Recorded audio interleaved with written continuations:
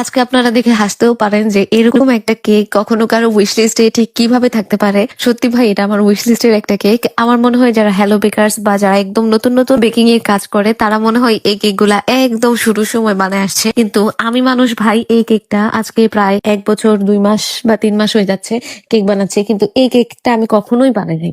এবং এটা না বানানোর পেছনে অনেক কারণ আছে, কারণ আমার শুরু থেকে কেন জানি এই কেকটা বানাইতে কোনোদিনও ইচ্ছাই করতো না। ভাবতাম এটা আবার কি বানাবো, এটা তো সবাই বানায়। তো ওই দিন হচ্ছে আমার টোটাল 7টা কেকের অর্ডার ছিল। এটা হচ্ছে লাস্ট ইয়ারের অর্ডারের, কত মাস আগের অর্ডার আমি নিজেও জানি না।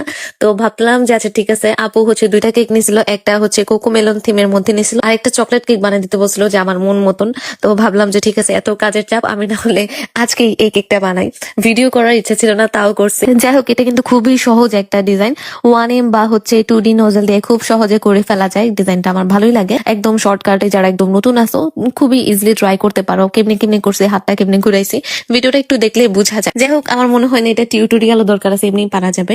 তো এটার উপর একটু চকলেট গানাশ দিয়ে দিয়েছিলাম, আর এই তো কেকটা বানানো শেষ। আই হোপ সো তোমাদের কাছে ভালো লাগছে। আর তোমরা কে কে আমার মতন এখনো এই কেকটা বানাও নাই অবশ্যই জানাইও, আর যারা বানাইছো তারাও বলো। আজকের ভিডিওটা এই পর্যন্তই, টাটা।